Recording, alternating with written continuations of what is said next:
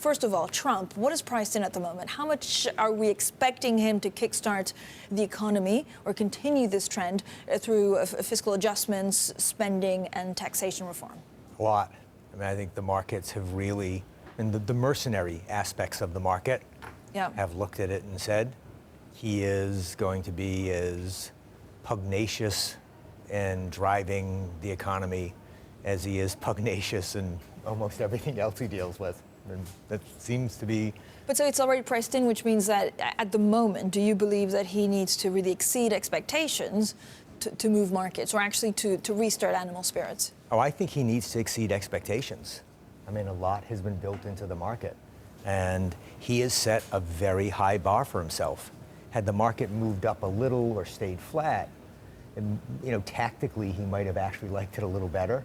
But there's been a big run up here, so the markets, which tend to overshoot in one direction or another quite often, they're expecting an awful lot from him. He's really going to have to deliver.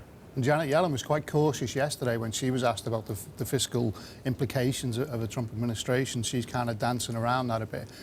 It clearly complicates Fed policy going forward, and she put March back on the table as an open meeting. But as we saw, only a 34% chance of a rate increase at March. That's not really a meeting that's in play at the moment. But Mark, what did you learn? So since inauguration, January 25th, did you learn that the institutions are working a little bit better than expected? Did you learn that actually markets are still waiting on something that may not come? Does it again, is your main angle on Fed?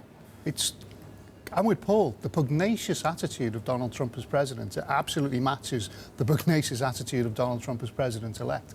In a way, that's quite refreshing. You're actually going to have a president who might do what he says he's going to do. On tax, he certainly seems to be taking a very active interest in tax. On bank regulation, there's going to be a stripping back of that. Maybe the animal spirits get released. Right. Does that mean that we could also, or should expect, a trade war with China? Because this was one of the things that he also almost promised on the campaign trail. Well, I think they're clearly, I mean, he has a number of advisors around him, like the Wilbur Ross and Mnuchin and Schwartzman and others and Cohen. I mean, over the last 20 years, the U.S. has lost a lot of jobs. I mean, when we were running Sunbeam, I remember speaking with Trent Lott and telling him that the Chinese were dumping. And they were subsidizing employment, and they were building steel, aluminum facilities for our furniture business, and they were selling them a fraction of the price.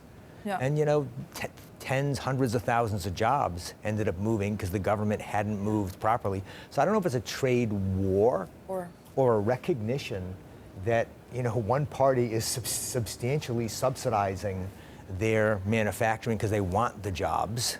A surveillance correction. Inauguration was January 20th, not 25th. Apologies for that.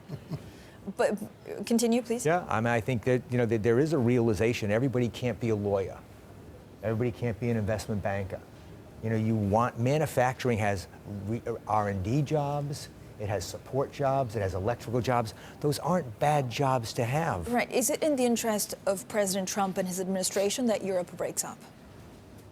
No, I mean, I think realistically, I mean, he is, not to use the word again, but he is a fighting New York real estate competitor. I mean, that's in his persona, and you can see it in everything. He likes, kind of much like an entrepreneur, he likes absolutes. He likes black and white. I mean, that's very much a direction. I mean, the nuance gets complicated. And I think for him, trade wars, aren't productive. Decline in Europe creates turmoil.